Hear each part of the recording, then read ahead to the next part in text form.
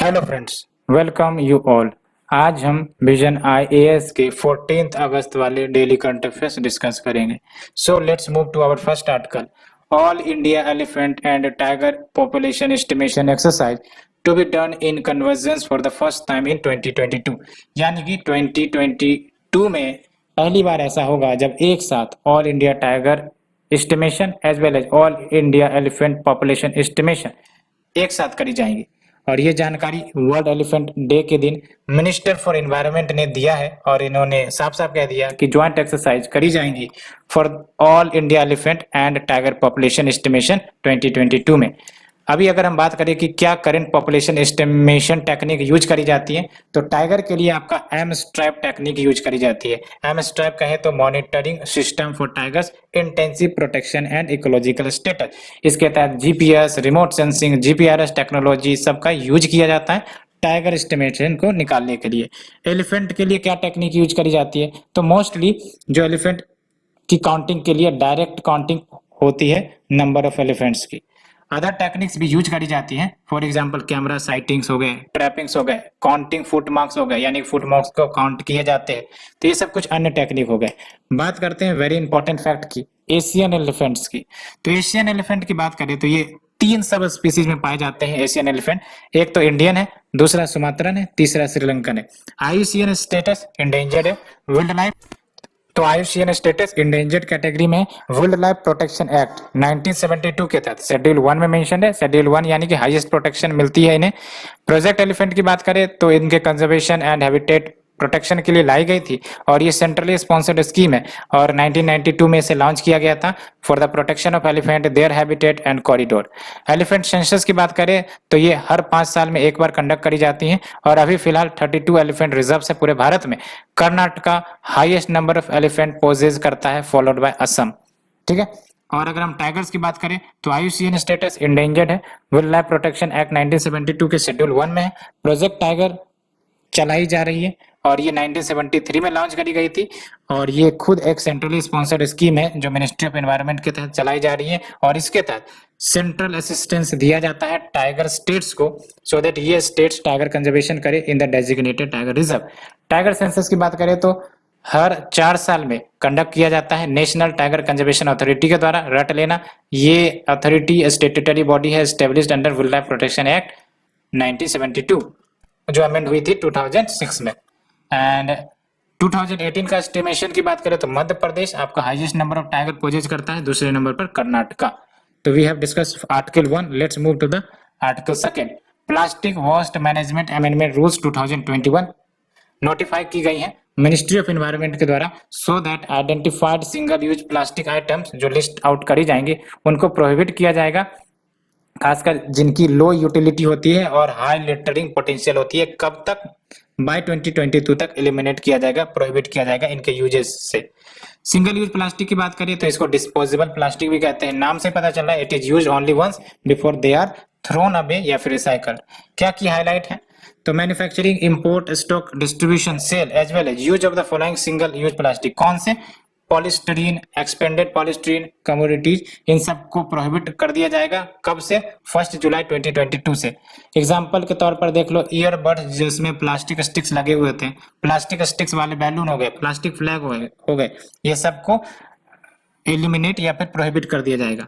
और 31 सितंबर 2021 से जो प्लास्टिक कैरी बैग की थिकनेस होगी वो 50 मिलियन से बढ़ाकर 75 माइक्रोन्स की कर दी जाएगी और 31 दिसंबर 2022 के बाद यही थिकनेस आपका 120 माइक्रोन्स का होगा।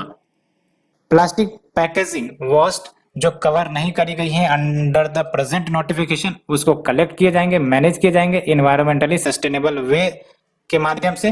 कैसे? एक्सटेंडेड प्रोड्यूसर रिस्पॉन्सिबिलिटी जो as per plastic waste management rule 2016 के तहत ऑपरेट होंगी और इफेक्टिव इम्प्लीमेंटेशन हो ईपीआर गाइडलाइन का, इसके लिए लीगल फोर्स भी प्रोवाइड करी गई है। कैसे? तो plastic waste management amendment rules 2021 में ईपीआर की बात कही गई है। ठीक है। और जब हम बात करते हैं एक्सटेंडेड प्रोड्यूसर रिस्पॉन्सिबिलिटी, नाम से पता चल रहा है प्रोड्यूसर की रिस्पॉन्सिबिलिटी जब एक्सटेंड हो जाती है कि जो भी वो प्रोडक्ट्स प्रोड्यूस कर रहे हैं और उससे जो प्लास्टिक जनरेट हो रहा है उसको ये रिकलेक्ट करे, है ना, और इसका डिस्पोजल करे, ट्रीटमेंट करे, तो ये हो जाता है आपका एक्सटेंडेड प्रोड्यूसर रिस्पॉन्सिबिलिटी। इसके तहत फाइनेंशियल असिस्टेंस भी दी जा सकती है by the company to the third party कि वो कलेक्ट कर ले, डिस्पोज कर दे on behalf of the company. और ये पहली बार लाई गई थी भारत में ई वेस्ट मैनेजमेंट रूल्स 2011 के तहत। ठीक है, let's move to the next article. Nationwide census on rubber to prepare comprehensive database, ये शुरू हो चुकी है। तो ये जो रबर बोर्ड है इन्होंने नेशन वाइड सेंसस रबर के ऊपर स्टार्ट कर दी है सो दैट कम्प्रिहेंसिव डाटाबेस तैयार किया जाए रबर प्लांटेशन के ऊपर as well as rubber growers के भी ऊपर। और ये जो सेंसस है ये डिटेल्स कलेक्ट करता है of the tappers as well as crop processing method जो यूज करी जाती है। और इसकी मदद से कहीं ना कहीं डिटेल्ड मिशन मोड स्कीम्स जो भी आगे लाई जाएंगी रबर सेक्टर्स के लिए या फिर रबर ग्रोवर्स के लिए, उसको अच्छे से फॉर्मुलेट किया जाएगा और उससे नेचुरल रबर प्रोडक्शन को भी इम्प्रूवमेंट देखने को मिलेगी, उसका भी प्रोडक्शन बढ़ेगा इन द कंट्री। अब बात करते हैं नेचुरल रबर स्टेटस क्या है भारत में। तो इंडिया 6th लार्जेस्ट प्रोड्यूसर है नेचुरल रबर का पूरे विश्व में और one of the highest productivity वाला क्षेत्र है ये आपका। और याद रखना है it is 6th largest producer of natural rubber. और अगर स्टेट वाइज देखें तो केरला टॉप करता है रबर कल्टीवेशन में, दूसरे नंबर पर Tripura. Other major natural rubber producers कौन से हो गए आपके, Karnataka, Tamil Nadu, Assam and other north eastern state.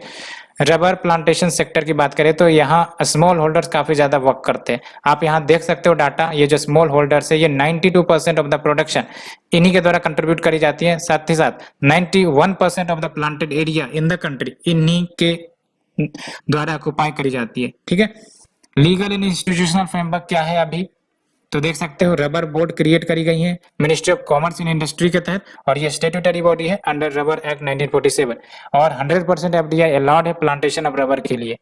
और रबर के क्लाइमेटिक कंडीशंस की बात करें तो ये वेल डिफाइंड एरिया जो ट्रॉपिक्स एंड सब ट्रॉपिक्स में लाई करते हैं वहां ये ग्रो करती है।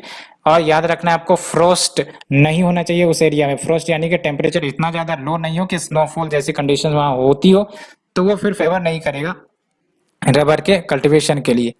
एंड हैवी एनुअल रेनफॉल जरूरी है, 2500 mm is required along with high temperature and humidity. Next is your Ministry of Environment, Forest and Climate Change. इन्होंने एंटीबायोटिक एफिलेंट लिमिट्स को खत्म कर दिया है फ्रॉम द न्यू रूल्स। तो ये जो ओरिजिनल ड्राफ्ट लाई गई है that is draft environment protection rule 2020 for manufacturing of bulk drug, इन्होंने antibiotic residue effluent limit approx 121 types of antibiotics का ये लिस्टेड आउट कर दिया है एंड ये आपका फाइनल टेक्स्ट से हटा दिया गया है। तो आप देख सकते हो जो environment protection second amendment rules 2021 है, अब इंस्टीड स्टेट क्या कहेगा कि all effluent shall simply be classified as hazardous waste, न कि इसके लिए दैट इज 121 को अलग से ट्रीट किया जाएगा, पहले ट्रीट किया जाता था अलग से। क्यों ये की गई है, सो दैट रेगुलेटरी प्रेशर को ईज डाउन किया जा सके जो इंडिया के फार्मास्यूटिकल सेक्टर या इंडस्ट्री के ऊपर देखने को मिलते हैं। बिकॉज कहीं ना कहीं इंडिया की जो फार्मास्यूटिकल इंडस्ट्री है वो ह्यूज चाइनीज कंपटीशन फेस कर रही है और ऐसे में अगर एडिशनल रेगुलेटरी प्रेशर होगा तो कहीं ना कहीं इनकी production as well as productivity as well as cost सब बढ़ेंगी और कहीं ना कहीं कम्पिटिट नहीं कर पाएंगे। बैलेंसिंग एक्ट रखना जरूरी है because of high cost of compliance for pharmaceutical industry and specifying antibiotic residue limit ये इंक्रीज कर सकता है ultimately cost to the consumers and कहीं ना कहीं out of pocket expenditure consumers की बढ़ा सकती है जो कहीं ना कहीं गवर्नमेंट नहीं चाहती है because already there is high out of pocket expenditure by the Indian citizen. Next is your क्या कंसर्न है विद द न्यू रूल्स, तो सीरियस थ्रेट एंटीमाइक्रोबियल रेसिस्टेंस का भारत में ऑलरेडी मौजूद है और ये बढ़ सकता है एंड जो अनचेक्ड एंटीबायोटिक रेसिड्यू है वो आपका वाटर बॉडीज में अगर जाएगा तो डेफिनेटली ये water pollution as well as बहुत सारे मेराइन एनवायरनमेंट स्पीसीज को डिस्ट्रक्ट कर सकते हैं, डिस्ट्रॉय कर सकते हैं। एंड यहाँ पर आप देख सकते हो manufacturing of antibiotics releases effluents जो एक्टिव एंटीबायोटिक्स कंटेन करते हैं as well as resistant bacteria contain करते हैं जो वाटर बॉडीज को अल्टीमेटली कंटेमिनेट करेंगे when dumped into the water body. And we have the national action plan on antimicrobial resistance 2017 में लाई गई थी और इसमें साफ साफ कहा गया है कि India is among the nation जहां पर हाईएस्ट बर्डन है बैक्टीरियल इन्फेक्शन का। रट लेना ये मेंस के लिए। एस्टिमेटेड 4,10,000 चिल्ड्रन जिसकी उम्र 5 इयर्स या उससे कम है कि एनुअली डाई कर जाते हैं बिकॉज ऑफ न्यूमोनिया। एंड अगर ओवरऑल क्रूड मोर्टेलिटी की बात करें तो देख सकते हो पर लाख पॉपुलेशन यानी कि पर 10 लाख पर्सन में 417 की मॉर्टेलिटी हो जाती है। ये आपका 2017 के डाटा के अनुसार है। तो कहीं ना कहीं ये इश्यूज काफी ज्यादा बड़ी है। Next is your national automobile scrapping policy. तो ये प्राइम मिनिस्टर के द्वारा लॉन्च कर दी गई है एट द इन्वेस्टर समिट जो गुजरात में हुई थी, सो दैट न्यू आइडेंटिटी दी जा सके ऑटो सेक्टर को as well as mobility of new India. And ये स्क्रैप करेंगी, फेज आउट करेंगी जो अनफिट एंड पॉल्यूटिंग व्हीकल्स हैं, जो एनवायरनमेंट के लिए खतरा है, so that viable circular economy create की जा सके। When we say viable circular economy यानी कि economy of recycle, reuse reuse reuse reuse. Vehicle scrapping की बात करें तो इट इज ए प्रोसेस जब कोई भी एंड ऑफ लाइफ प्रोडक्ट या व्हीकल्स उसको डिस्पोज कर दिया जाता है और उसके जो पार्ट्स है उसको रिसाइकल कर दिया जाते हैं और वो यूज हो जाते हैं फॉर द न्यू प्रोडक्ट्स। और अगर हम बात करें करंट स्टेटस की तो आप देख सकते हो करंटली इंडिया के पास 51 लाख लाइट मोटर व्हीकल्स हैं जो मोर देन 20 ईयर्स ओल्ड है और 34 लाख ऐसे व्हीकल्स हैं जो 15 ईयर्स ओल्ड है। तो कहीं ना कहीं ये ग्रीन हाउस गैसेस, पॉल्यूशन, वेज टेक्नोलॉजी है ना, ये सब कहीं ना कहीं नेगेटिव इम्पैक्ट करते हैं एनवायरनमेंट, इकोनॉमी, एफिशिएंसी सबको। ठीक है, एक्सीडेंट्स भी इन सब के कारण ज्यादा हो जाते हैं। क्या की हाईलाइट है? पहली बात तो डी रजिस्ट्रेशन ऑफ व्हीकल्स करी जाएंगी, यानी कि वैसे कमर्शियल व्हीकल्स जिनकी उम्र 15 साल से ज्यादा हो गई है और उनको फिटनेस सर्टिफिकेट नहीं मिला है उसका डी रजिस्ट्रेशन हो जाएगा। एंड प्राइवेट व्हीकल्स उसको भी डी रजिस्टर कर दिया जाएगा after 20 years if that vehicle found unfit या फिर वो भी रिन्यू नहीं कर पाए रजिस्ट्रेशन सर्टिफिकेट को। All government vehicles may be deregistered and scrapped after 15 years from the date of registration.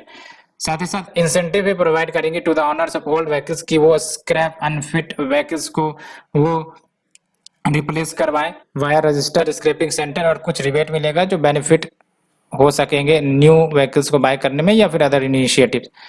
साथ ही साथ specialised registered vehicle scrapping facility पूरे भारत में सेटअप किया जाएगा। यह भी बेनिफिट होगा क्योंकि without the scrapping facility centres कैसे कंज्यूमर्स या कस्टमर्स अपने व्हीकल्स को रिप्लेस करवाएंगे। Next is your shorter news. IBSA that is India, Brazil and South Africa. तो इंडिया ने IBSA tourism ministers virtual meet को ऑर्गेनाइज किया है। And when we say IBSA याद रखना ट्राइपार्टाइट यानी कि 3 देशों का समूह है ये और ये साउथ साउथ कॉपरेशन को प्रमोट करता है। फॉर्मुलाइज करी गई थी जून 2003 में under the Brasilia declaration. And when we say Brasilia declaration याद रखना आपको it is responsible for the creation of IBSA। And ये 3 लार्ज डेमोक्रेसी को एक साथ लाता है, major economies from 3 different continents उसको एक साथ लाता है facing the similar challenges. India अभी करंट चेयरपर्सन है IBSA का और इंडिया ने प्लान किया है कि 6th IBSA समिट को वो वर्चुअली कन्वीन करेंगे सितंबर 2021 को under the theme democracy for demography and development. Let's move to the next article, e-voucher trading. तो Karnataka based authority for advance ruling इन्होंने रूल किया है कि जो सेल प्रमोशन कंपनीज है जो वाउचर्स के साथ ट्रेड करती है उनको GST पे करना पड़ेगा 18% का और साथ ही साथ जब वो सेल्स रिटर्न भरेंगे तो उनको मेंशन करना पड़ेगा उसमें। तो इस अथॉरिटी ने साफ साफ कह दिया कि वाउचर को transmit, transfer, deliver, store, possess सब कुछ किया जा सकता है। तो इसे GST के तहत जो गुड्स का एम्बिट है उससे बाहर नहीं किया जा सकता, इसको भी एम्बिट ऑफ गुड्स में लाया जाएगा, चाहे इंटेंजिबल ही क्यों ना हो। व्हेन वी से इंटेंजिबल यानी कि जिसे टच नहीं कर सकते, जैसे वर्चुअल करेंसी, जैसे ये आपका जो ई वाउचर है ना, तो ये इंटेंजिबल है बट इसको भी गुड्स के कैटेगरी में रख दिया गया है। अब इसके तहत GST 18% का लगेगा। Under the GST act AAR की बात करें that is your authority of advance ruling, ये बॉडी है जिसको पावर करी गई है, एम्पावर करी गई है कि वो डिसीजन दे with regard to the tax consequences अगर कोई ट्रांजैक्शन या फिर प्रपोज ट्रांजैक्शन होने वाला हो तो कहीं ना कहीं ये सर्टेनिटी प्रोवाइड करती है किसे, इन्वेस्टर को, in respect for their prospective indirect tax liability. GST के लिए ये 2 लेवल पर एस्टेब्लिश है, एक तो सेंट्रल लेवल पर, एक स्टेट या यूटी लेवल पर। तो स्टेट या यूटी लेवल पर वी हैव द स्टेट या यूटी GST एक्ट के तहत बना है और सेंट्रल लेवल पर we have the CGST act के तहत बना है। Next is your south east Asia cooperation and training military exercise SEACAT। तो जो इंडियन नेवी है उन्होंने डेमोन्स्ट्रेट की रही है अपने मैरीटाइम मैन्यूवर्स को US navy led south east Asia cooperation and training military exercise Singapore में। और ये जो मिलिट्री एक्सरसाइज है इसमें आपका नेवीज ऑफ 20 अदर पार्टनर्स ये भी इंक्लूडेड है। और जब हम बात करते हैं मैरीटाइम एक्सरसाइज की तो इसका ऑब्जेक्टिव वही है कि ये इनहांस कॉपरेशन करे between South east Asian countries. कैसे? Tactics as standardised training procedures to combat contingencies, ये सब सुविधाएं प्रोवाइड करके in the maritime domain. Next is your genetically modified soybean soya meal या फिर जीएम सोय। तो India basically for the first time import करेगा genetically modified soya meal को because of the rising demand from the poultry industry. और poultry farmers ने कहा है कि सिर्फ इतना ही नहीं, आपको ड्यूटी फ्री इंपोर्ट करना पड़ेगा। क्यों? Because domestic prices of soya meal वो काफी तेजी से बढ़ रही है। When we say genetically modified crop, तो इसका मतलब ये आर्टिफिशियली हम किसी ऑर्गेनिज्म में एक जीन डाल देते हैं from the another species so that कोई डिजायर्ड प्रॉपर्टीज दी जा सके। Import of genetic material in India वो गवर्न करी जाती है एनवायरमेंट प्रोटेक्शन एक्ट 1986 के तहत। इसे रट लेना प्रीलिम्स के लिए। नेक्स्ट इज योर इंडी गौ। तो ये आपका इंडिया का पहला कैटल जीनोमिक चिप होगा जो कंजर्वेशन करेंगे pure varieties of indigenous cattle breeds को, साथ ही साथ डबलिंग फार्मर इनकम को भी करने में ये मदद करेगा बाय 2022। और ये लार्जेस्ट कैटल चिप होगा इन द वर्ल्ड जिसमें 11,496 मार्कर्स मौजूद होंगे। और अभी तक इंडिया की जो डायरी डेवलपमेंट प्रोग्राम है वो उन चिप्स को यूज करती थी जो डेवलप करी जाती थी फॉरेन वेस्टर्न ब्रीड्स के कैटल के लिए, है ना। तो ये जो इंडिजिनियस चिप होगा ये डेवलप करी गई है national institute of animal biotechnology के द्वारा, जो कि हैदराबाद में लोकेटेड है। और it is an autonomous institution under the aegis of department of biotechnology. और कुछ इंडियन वेराइटीज ऑफ काउस देख लो, कैटल देख लो, साहिवाल, थारपकर, कांकरेज, गिर, कंगयाम, ओंगोल। ठीक है, याद रख लेना, प्रीलिम्स से पूछा जा सकता है। नेक्स्ट इज योर सोन चिड़ैया।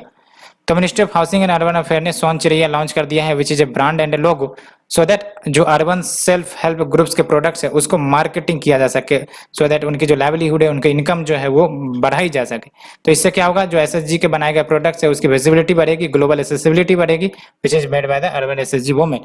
दीनदयाल अंत्योदय योजना नेशनल अर्बन लाइवलीहुड मिशन जो महुआ के अंतर्गत है, ये मोबिलाइज करती है वुमेन को from urban poor household into SHG so that ये सपोर्ट सिस्टम क्रिएट कर सके for these women. Next is your कारेज या कनत सिस्टम। याद रखना है, ये कारेज या कनत सिस्टम ये कंस्ट्रक्ट करी जाती है as a series of well like vertical shaft, है ना। वेल लाइक वर्टिकल शाफ्ट ऐसे होता है और उसको फिर कनेक्ट किया जाता है स्लोपिंग टनल्स के साथ, है ना, जिससे सब टेरेन वाटर को निकाला जाता है इन ए मैनर। और ये एफिशिएंटली डिलीवर कर पाती हैं लार्ज क्वांटिटीज ऑफ वाटर को टू द सरफेस। कैसे? By gravity without need for pumping या इलेक्ट्रिसिटी मोटर, इन सब के बिना। और ये सिस्टम इंडिया में बहमनी सल्तनत के दौरान आया था। और ये बहमनी सल्तनत आपको ही पता है अलाउद्दीन बहमन शाह के द्वारा बनाया गया था कर्नाटका वाले रीजन में। ठीक है, फर्स्ट कारेज सिस्टम इंडिया में कहाँ बनाया गया था? बिदार में। बिदार कर्नाटका में है और बिदार कर्नाटका आपको ही पता है बहमनी किंगडम का सेंटर था during the regime of sultan Ahmad Shah वाली। Next is your places in news. तो सियाचिन ग्लेशियर कराकोरम रेंज में लोकेटेड है लद्दाख रीजन में। तो minister for social justice and empowerment ये ऑपरेशन ब्लू फ्रीडम को लॉन्च करेंगी जहां पर जो पीपल हैं या पर्सन विद डिसेबिलिटी ये एक्सपीडिशन अंडरटेक करेंगी सो that new world record create किए जा सके for the largest team of PWD जो सियाचिन को पहुंचेंगे, सियाचिन तक अपने कदम खड़े करेंगे। तो सियाचिन ग्लेशियर की बात करें तो ये सेंट्रल एशिया को इंडियन सब कॉन्टिनेंट से डिमार्केट करता है, साथ ही साथ पाकिस्तान को चाइना से डिमार्केट करता है। अगर ये बीच में सियाचिन ग्लेशियर नहीं होता या सियाचिन ग्लेशियर किसी दूसरे कंट्रोल में हो जाता तो आज इंडिया, चाइना, पाकिस्तान दोनों एक साथ मिलकर मिठाई खा रहे होते और इंडिया को कहीं ना कहीं दिक्कतों का सामना करना पड़ता। It is a source for the Nubra river जो कि ट्रिब्यूटरी है सहयोग की और सहयोग खुद एक ट्रिब्यूटरी है इंडस रिवर सिस्टम की। नेक्स्ट जो चांडेल मणिपुर में है। तो basically 75th year of independence celebrate करने के लिए डिपार्टमेंट ऑफ बायोटेक्नोलॉजी का जो institute of bio resources and sustainable development है उन्होंने साइंस म्यूजियम सेटअप कर दिया है चांडेल रीजन में जो कि एस्पिरेशनल डिस्ट्रिक्ट है मणिपुर का। नेक्स्ट इज मोरेहटांग इंटरनेशनल ट्रेड सेंटर कह सकते हैं ऑफ द स्टेट जो बॉर्डर करता है म्यांमार के साथ, lies on the south east of the district. And when the trans Asian highway came into existence तो ये जो डिस्ट्रिक्ट है ये वन ऑफ द गेटवेज हो सकती है to connect to the south east Asian countries. तो कहीं ना कहीं ट्रेड एंड कॉमर्स को भी ये बूस्ट करेगा। निंगोबो पोर्ट चाइना का है। तो चाइना ने पार्शियली शट डाउन कर दिया है one of its biggest cargo ports जब वहां के एक वर्कर ने पॉजिटिव टेस्ट कराई कोविड-19 का। तो निंगोबो जोहोशन की बात करें तो ये वर्ल्ड का थर्ड बिगेस्ट कार्गो पोर्ट है after Shanghai and Singapore. And जो क्लोजर अगर हो गई है तो इससे होगा क्या, ग्लोबल सप्लाई चेन थ्रेटन हो सकती है and impact the maritime trade as well. Next is Baba Saheb Purandar जो कि पर्सनैलिटीज इन न्यूज है। तो ये प्राइम मिनिस्टर ने रिच ट्रिब्यूट पे करी है बाबा साहेब पुरंदरे को on entering the 100th year of his life. और ये सेलिब्रेटेड ऑथर है, थिएटर पर्सनैलिटी कह सकते हो, known for his scholarly works and Chhatrapati Shivaji के स्कॉलरी वर्क्स इन्होंने किए। इनको अवार्ड मिल चुका है पद्म विभूषण का 2019 में, महाराष्ट्र भूषण अवार्ड 2015 में, और ही has also contributed to the Goa मुक्ति संग्राम as well as Dadar Nagar Haveli freedom struggle. So friends, ये थी हमारी आज की article. Hope you have understood it, and for now thank you friend, thank you very much.